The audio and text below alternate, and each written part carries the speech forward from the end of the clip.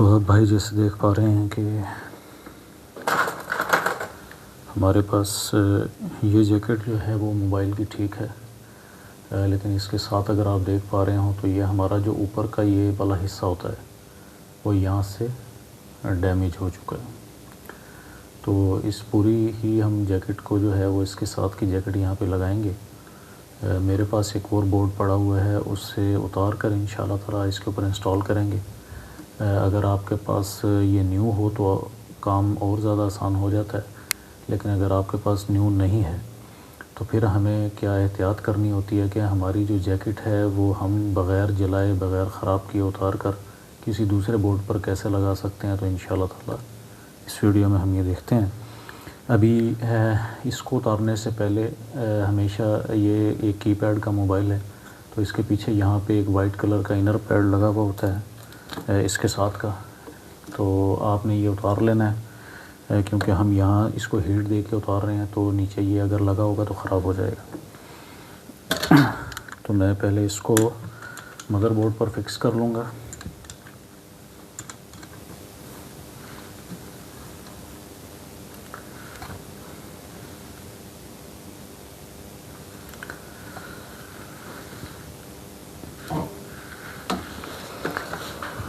Machine का जो temperature है वो मैं 350 इस्तेमाल कर रहा हूँ।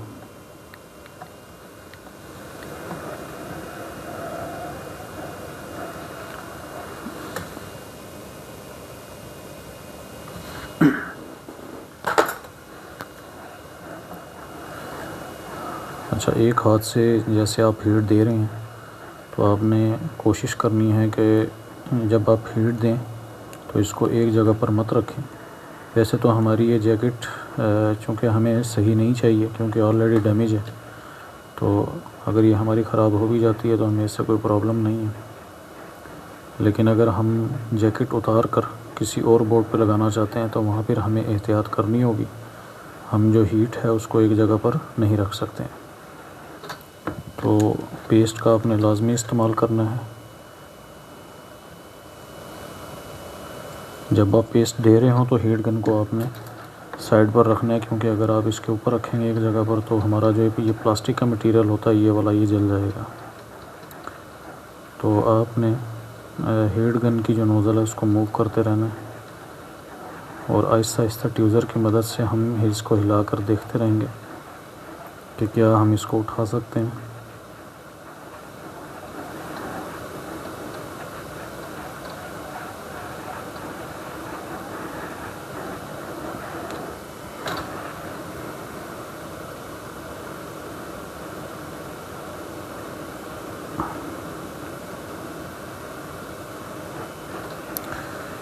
तो आप ये देख पा रहे हैं कि हमारे यहाँ पे जो हैं 2 प्रिंट्स भी डैमेज हैं, तो इन प्रिंट्स को भी हम रिपेयर करेंगे और ये भी देखेंगे कि ये जो 2 प्रिंट हमारे डैमेज हैं क्या हमें दोनों ही इसको बनाने की ज़रूरत है।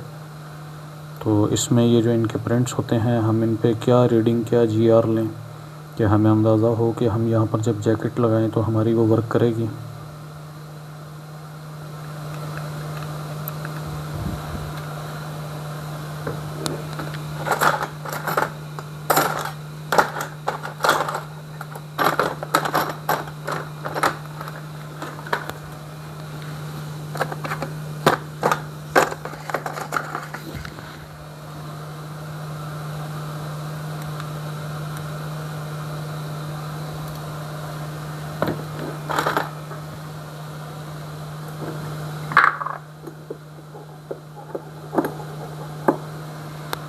इसकी क्लीनिंग कर लेंगे अच्छे तरीके से।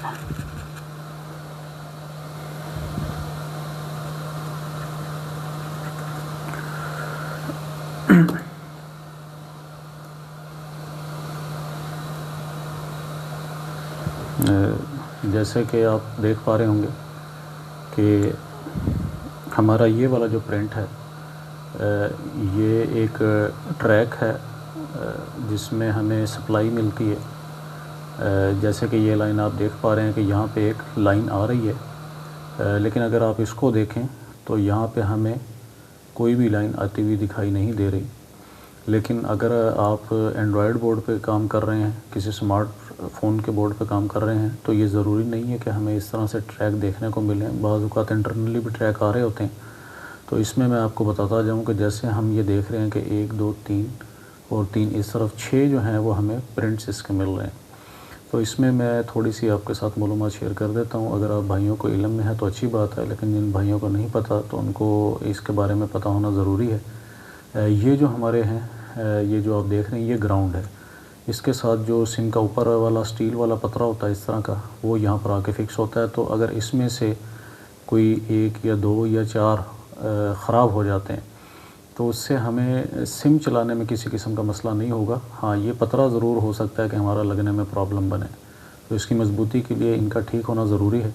लेकिन अगर ये ख़राब हो जाते हैं तो इससे हमारे जो ट्रैक्स ये वाले हैं, इन पे कोई असर नहीं होता। लेकिन अगर इन 6 पॉइंट्स में से अगर कोई पॉइंट डैमेज है तो हमें ये ज़रूर देखना होता है कि जो हमारा पॉइंट डैमेज है, क्या वो कोई सप्लाई की लाइन है, कोई डाटा लाइन हो सकती है, वोल्टेज की लाइन हो सकती है। तो इसमें मैं आपको बता देता हूँ कि इन 6 पॉइंट्स में से जो है वो हमारी जो 4 जो ट्रैक्स ये जो प्रिंट्स होते हैं, इसमें हमारा जो है एक हमारी जो 1 नंबर की बॉल होती है वो हमारी वोल्टेज की लाइन होती है। फिर एक में हमारा जो है वो डाटा की लाइन होती है, एक हमारी रीसेट की लाइन होती है। तो इसके अलावा एक जो बॉल होती है हमारी वो एनसी रहती है और एक बॉल हमारी ग्राउंड रहती है। तो यहाँ पे हम मल्टीमीटर का इस्तेमाल कर लेते हैं एक दफ़ा। और अगर आपके पास कोई डायग्राम नहीं है तो हम बग़ैर डायग्राम के भी बड़ी आसानी के साथ ये पता कर सकते हैं कि हमारे जो ट्रैक्स डैमेज हैं वो किसी सप्लाई के हैं या एनसी हैं। उसके लिए मदद लेने के लिए अब जैसे कि मिसाल के तौर पर हम देख रहे हैं कि हमारे पास यहाँ कंपनी ने एक और जैकेट है लगी हुई है। तो हम सबसे पहले मल्टीमीटर को हम डायोड मोड पर सेट कर लेते हैं। तो डायोड मोड पर मैंने मल्टीमीटर को सेट किया है। जो इसकी रेड कलर की प्रॉब है वो मैं ग्राउंड पर लगा लूँगा। तो ये हमारा ग्राउंड है। अभी मैं इसकी रीडिंग लेना शुरू करता हूँ। मैं इधर ऊपर कॉर्नर की पहले वाली की रीडिंग लेता हूँ। तो ये हमें 003 मिल रहा है। तो इसका मतलब ये हुआ कि ये हमारा ग्राउंड आ रहा है। तो अब इस पर देखते हैं। तो ये आप भाई देखें कि ये यहाँ पे हमें किसी किस्म की रीडिंग नहीं मिल रही। तो ये हमारी एनसी की रीडिंग हो सकती है। तो अब हम यहाँ पे देखते हैं, हमें रीडिंग मिलनी चाहिए। तो यहाँ पर भी हमें कोई रीडिंग नहीं देखने को मिल रही है। अच्छा, तो यहाँ पे देखते हैं। अच्छा, ये भी हमें ग्राउंड मिल रहा है। अच्छा, इसका मतलब ये हुआ कि हमारी ये जो जैकेट है ये यहाँ पे इंटरनली शॉर्ट हुई हुई है। अच्छा, हम दोबारा अपनी जो जैकेट जहाँ हमने लगानी है, हम इसका एक दफ़ा जीआर ले लेते हैं। जीआर का मतलब होता है ग्राउंड रीडिंग। तो यहाँ पर हमें रीडिंग मिल गई है। एक पॉइंट पे हमें मिल गई है। हमें 3 मज़ीद पॉइंट्स पे रीडिंग मिलनी चाहिए, याद रहे। और एक ग्राउंड होगा और एक एनसी रहेगा।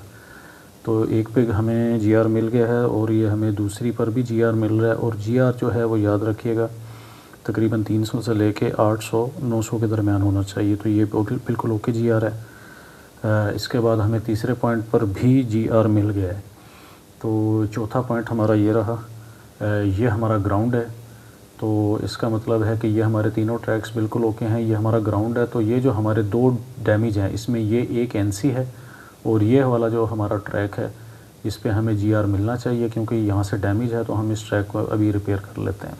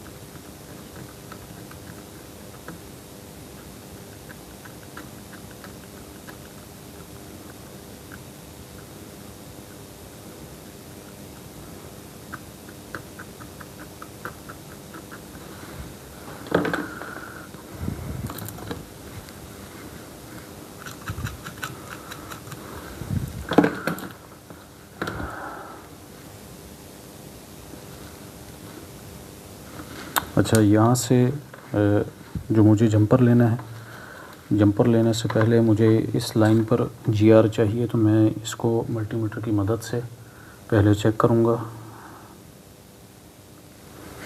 तो जी बिल्कुल हमें जीआर यहाँ पे मिल रहा है और ये बिल्कुल ठीक है।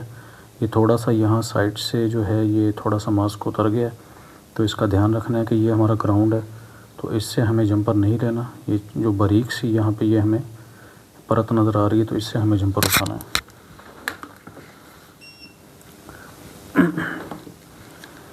हम यहाँ पर जंपर उठाने के लिए थोड़ी सी पहले पेस्ट यूज़ करेंगे।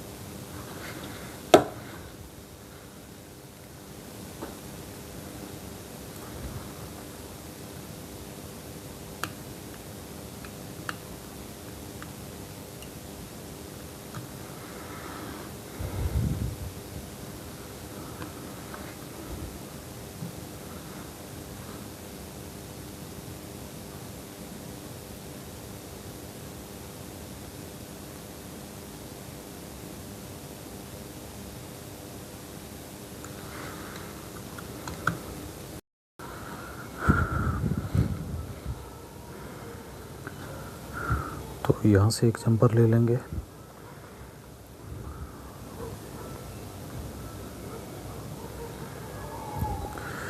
इस जंपर को लेने के बाद थोड़ा सा जंपर जो है हम थोड़ा सा लंबाई में काट के इसको बेंड करेंगे। इसको हम जिस तरह अभी मैं बेंड करने की कोशिश कर रहा हूँ, इसको जलेबी स्टाइल हम कहते हैं।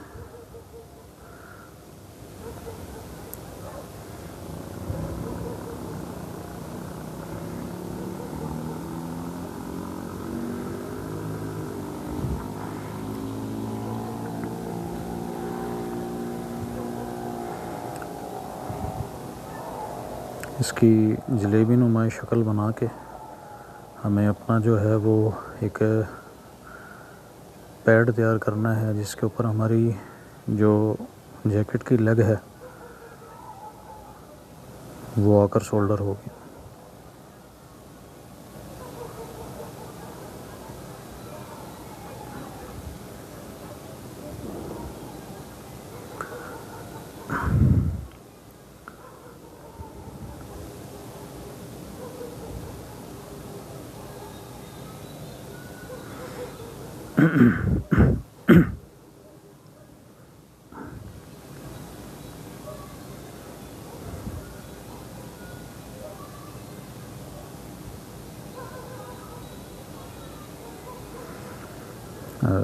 जलेबी हमारी तकरीबन तैयार हो गई है।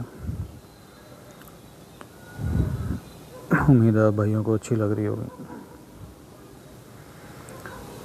यहाँ पे पहले थोड़ी सी क्लीनिंग करेंगे। क्लीनिंग करना बहुत ज़रूरी है क्योंकि हमें अभी इसकी यूवी मास्किंग करनी है।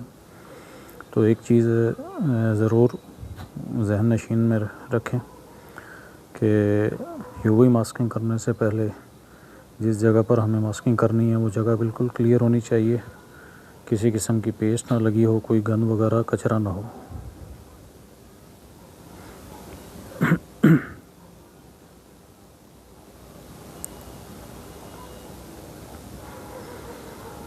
मैं ज़्यादातर क्लीनिंग के लिए पेट्रोल का इस्तेमाल करता हूँ। आप चाहे तो पेट्रोल का इस्तेमाल कर लें या MBC क्लीनर आता है, आप उसका भी इस्तेमाल कर सकते हैं।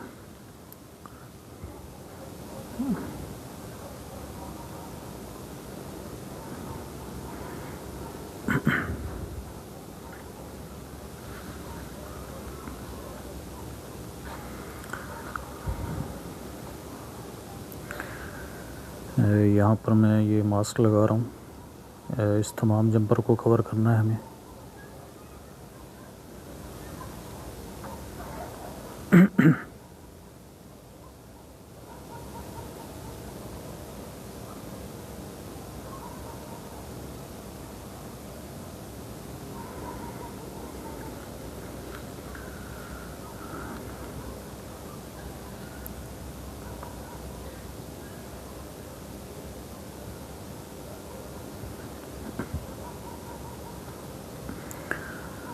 अब इस मास्क को खुश्क करने के लिए यूवी लाइट का इस्तेमाल करना होगा।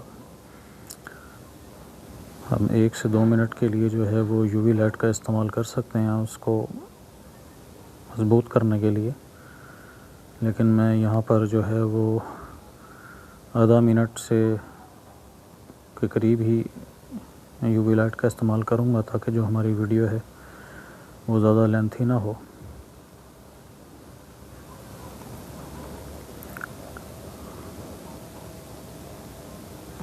कुछ चीज़ों में हमें टाइम देना पड़ता है। वीडियोज़ बाज़ औक़ात लंबी बनती हैं और वो ज़रूरी भी हो जाती हैं, क्योंकि कुछ चीज़ें हम शॉर्टकट में नहीं सीख सकते और ना ही सिखा सकते हैं।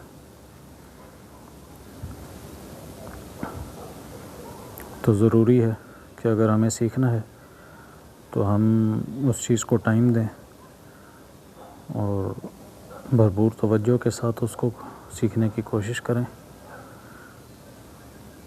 तो इंशाअल्लाह ताला ज़रूर हम आहिस्ता आहिस्ता जो है वो अपनी मंजिल की तरफ चल सकते हैं। और हमारी टेक्नीशियन फील्ड में हमारा यही ख्वाहिश होती है कि हमारे पास एक अच्छा नॉलेज भी हो और उसके साथ साथ हमारा जो हैंड स्किल है वो भी अच्छा हो। तो उसके लिए थ्योरी भी चाहिए और प्रैक्टिकल भी चाहिए। तो मास्किंग करने के बाद मैं इसको थोड़ा सा ऊपर से जहाँ हमारा जंपर है, जहाँ पे हमें पैड को तैयार करना है, उसको थोड़ा सा क्लीन कर लेता हूँ। हल्के हाथों से हमें ये काम करना है, ज़्यादा ज़ोर नहीं देना। ज़्यादा ज़ोर देंगे तो हमारा जंपर टूट सकता है।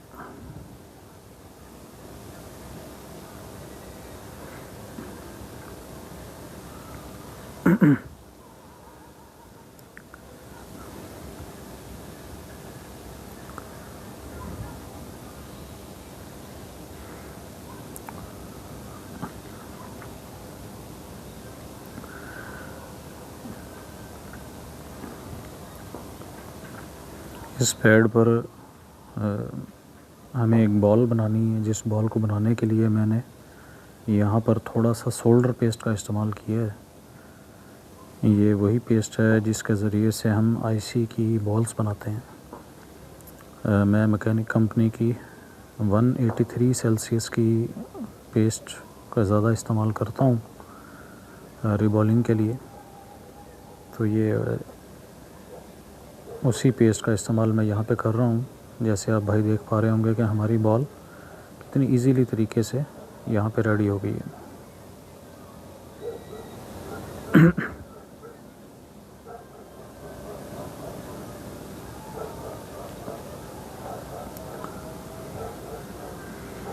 एक चीज़ ज़रूर ध्यान में रखिएगा कि जब आप इस तरह का कोई काम कर रहे हैं, प्रिंट बना रहे हैं, तो फाइनल जैकेट वगैरह लगाने से पहले उस पॉइंट पर आप जीआर लाजमी लें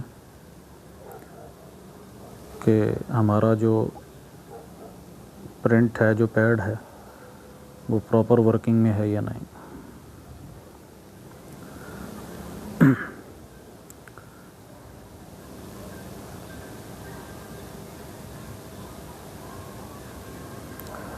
तो यहाँ पर माज़रत के साथ मैं मल्टीमीटर नहीं दिखा पा रहा हूँ, लेकिन मैं जीआर ले रहा हूँ तो मुझे जीआर यहाँ पे 530 के करीब मिल रहा है, तो जो बिल्कुल ठीक है। अब हम यहाँ पे जो अपनी जैकेट है उसको लगा सकते हैं। तो मेरे पास स्टॉक में न्यू सिम जैकेट मौजूद नहीं है। मैं एक पुराने स्क्रैप बोर्ड से जैकेट उतारूँगा, और अगर आप भाइयों के पास न्यू है तो आप लगा सकते हैं। अगर न्यू ना हो तो और आप भी ये चाहते हैं कि पुरानी किसी स्टॉक से आप उसको उतार के लगाएं, तो आप ज़रूर इस चीज़ को देखें कि किस एहतियात के साथ हम अपनी जैकेट को उतारें कि हमारी जैकेट जो है वो सेफ़ली उतर भी जाए और हम फिर उसको दोबारा दूसरी जगह पर इस्तेमाल कर सकें। तो मेरे पास एक ये बोर्ड है जिससे मैं ये जैकेट जो आप देख पा रहे हैं इसको उतारूँगा।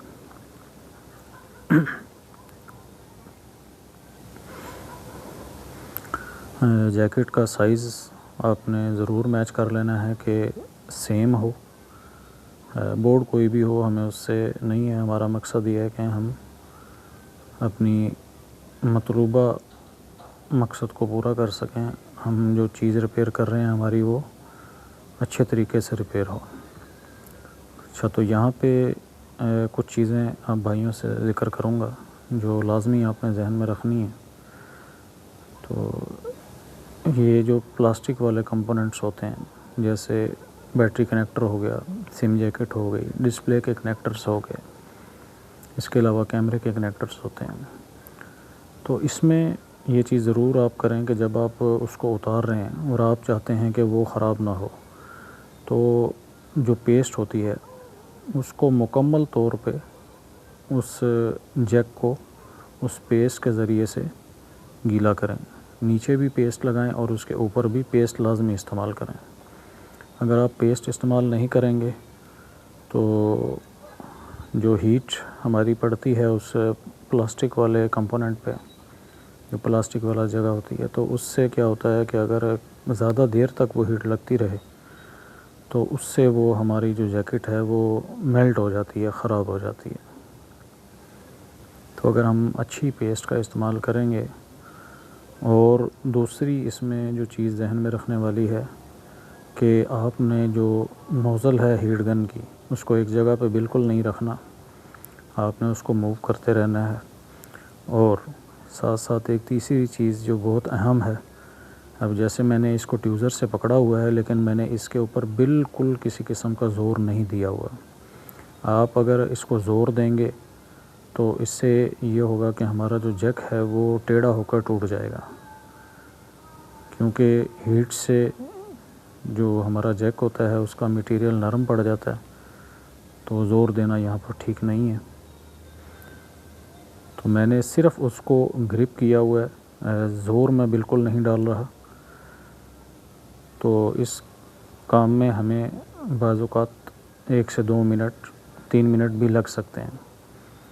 तो इसमें यह है कि टेम्परेचर आप कोशिश करें कि पहले 300 पर इसको निकालने की कोशिश करें। अगर आपको लगता है कि टाइम लग रहा है ज़्यादा, तो फिर आप इसको 320 से लेकर 350 के दरमियान में टेम्परेचर को इस्तेमाल कर सकते हैं। लेकिन यहाँ पर फिर वही बात मैं ज़िक्र करूँगा कि पेस्ट जो है वो आपकी कम ना हो, कंपोनेंट जितना है उसके इर्द गिर्द और उसके ऊपर पेस्ट लाजमी लगी हुई होनी चाहिए।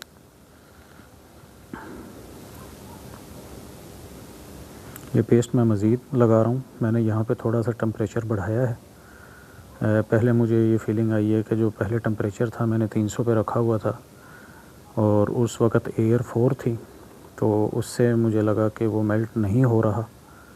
तो अब मैंने इसको 330 पर हीट को किया है और एयर को 5 पे रखा हुआ है।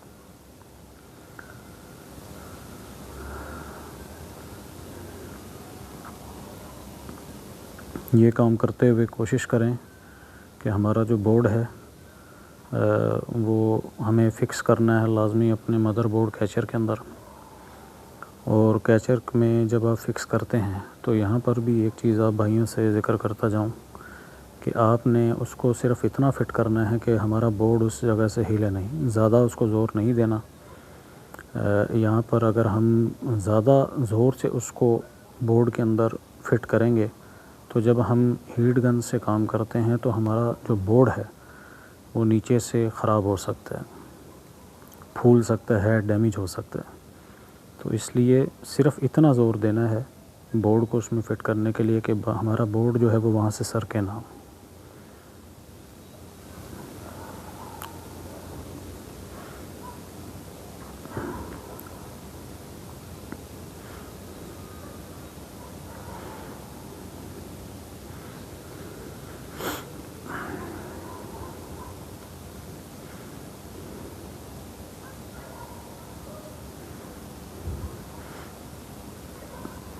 वीडियो थोड़ी लंबी ज़रूर हुई है, लेकिन इंशाअल्लाह ताला आपको ज़रूर इससे कुछ ना कुछ सीखने को मिलेगा।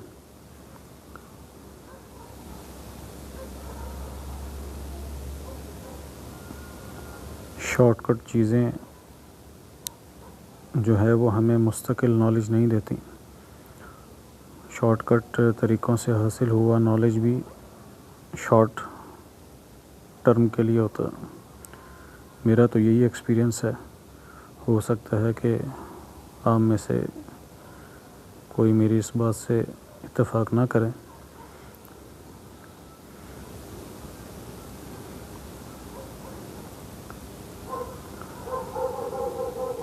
तो यहाँ पर बाज़ औक़ात काम करते हुए शायद कुछ भाई मुझसे इत्तेफाक करें कि जब किसी चीज़ को टाइम ज़्यादा लग रहा होता है तो हम घबरा कर उसमें थोड़ी जल्दबाज़ी की कोशिश करते हैं, जिससे वो काम हमारा ख़राब हो जाता है। तो जल्दबाज़ी की बिल्कुल ज़रूरत नहीं है। बाज़ औक़ात टाइम लग जाता है, लेकिन अगर हम टाइम देंगे और हौसले के साथ काम करेंगे, अपनी तवज्जो को काम की तरफ रख के करेंगे, तो इंशाअल्लाह ताला काम हमारा सक्सेसफुली डन होगा। तो जैकेट जो है वो एक साइड से ऊपर उठना शुरू हो गई है, तो मैं अब आहिस्ता आहिस्ता इसको जो है मूव करवा रहा हूँ।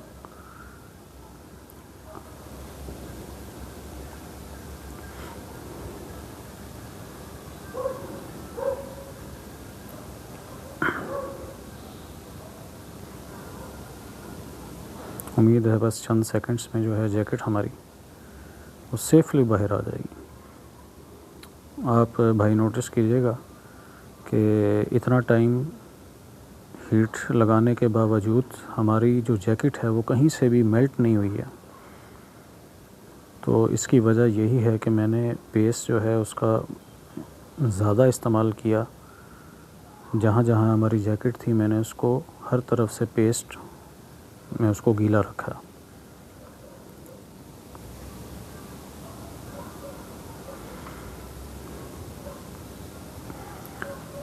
इसको ऊपर से उतारने का मकसद ये था कि मैं आप भाइयों के साथ ये सारी जो टिप्स हैं शेयर करूं। वैसे इसके नीचे वाली साइड से भी जगह थी, मैं इजीली इसको नीचे की तरफ से हीट देकर भी रिमूव कर सकता था, और आप भाई भी ऐसा कर सकते हैं अगर आपको लगे कि बोर्ड की दूसरी तरफ जगह है हीट देने की, तो आप ज़रूर उसको दूसरी तरफ से हीट देकर उतारें। उससे हमारा काम आसान हो जाता है, लेकिन ऐसा हर बोर्ड में नहीं होता। अगर हम स्मार्टफ़ोन मोबाइल्स में इसका काम कर रहे हों तो आपको पता है कि वहाँ पर ऐसी जगह जो है वो नहीं होती। तो यही मकसद था कि थोड़ा टाइम तो लगा है, लेकिन आप भाइयों के साथ ये सारी जो टिप्स हैं, जो तरीका था वो शेयर करना मकसद था। उम्मीद है कि आप भाइयों को पसंद आएगा। अब ये हमारा पहले वाला बोर्ड है जहाँ पे हमें इसे इंस्टॉल करना है, जहाँ पे हमने वो पैड बनाया था।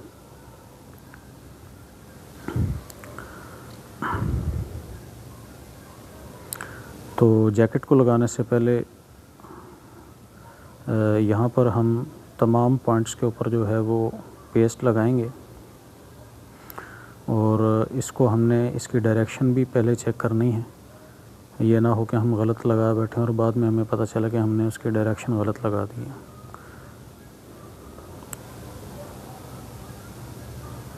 तो ये आप देख रहे हैं कि जो सिम की ये सिल्वर पट्टी है, इसे हमारे ये साइड वाले जो बेस के पॉइंट्स हैं उनके साथ दोनों तरफ में हमें इसके बराबर करना है। तो ऑटोमेटिकली हमारा जो सिम जैकेट है वो अपनी जगह पर आ जाएगा।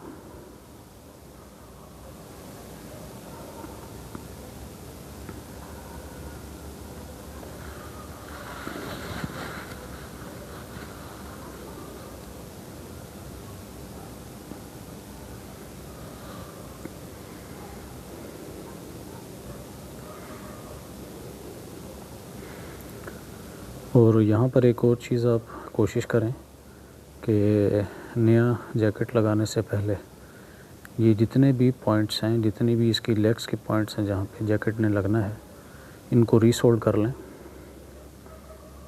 रीसोल्ड करने से हमें बहुत ज़्यादा मदद मिलेगी हमारे जैक को लगाते हुए। इसका एक फ़ायदा ये होगा कि बहुत ही कम वक्त में जो हमारा जो सोल्डर है, जो नया सोल्डर हम इसके ऊपर लगा रहे हैं, वो मेल्ट हो जाएगा। क्योंकि अक्सर ये आपने भी शायद देखा हो कि जो पुराना सोल्डर लगा हुआ होता है उसको मेल्ट होने में टाइम लगता है, लेकिन जो नया सोल्डर होता है वो बहुत कम वक्त में मेल्ट हो जाता है। और इससे दूसरा फ़ायदा ये भी होता है कि जो हम जैक लगाते हैं उसमें मजबूती पैदा होती है।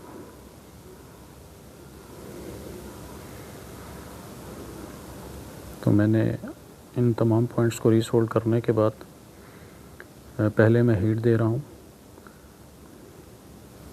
जैसे ही मुझे ये लगेगा कि हमारे जो पॉइंट्स हैं वो मेल्ट हो रहे हैं, तो मैं जो अपना जैकेट है वो इन पॉइंट्स के ऊपर रखूँगा। तो पॉइंट्स हमारे मेल्ट हुए हैं।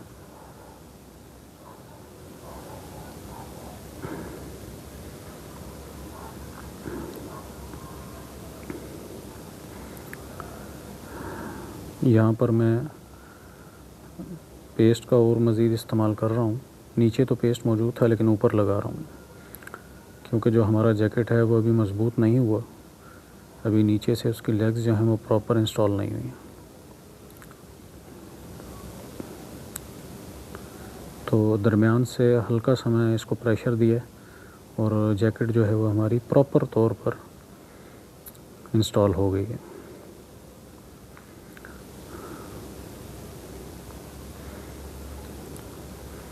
बोर्ड को थोड़ा सा ठंडा होने के बाद हम इसकी सफाई कर लेंगे। उम्मीद है कि आप भाइयों को ये वीडियो पसंद आई होगी। अगर आपको वीडियो अच्छी लगी, कुछ भी सीखने को मिला है, तो ज़रूर इस चैनल को सब्सक्राइब कीजिएगा।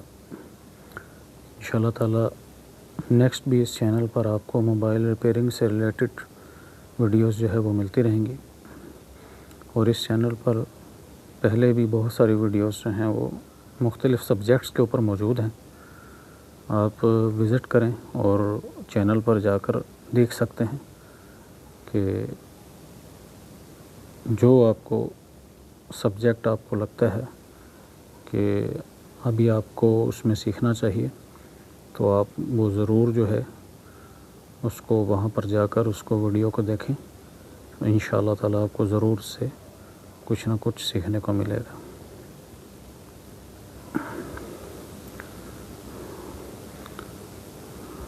दुआओं की दरख्वास्त है। वीडियो देखने के लिए बहुत बहुत शुक्रिया। अस्सलामु अलैकुम रहमतुल्लाहि व बरकातुहू।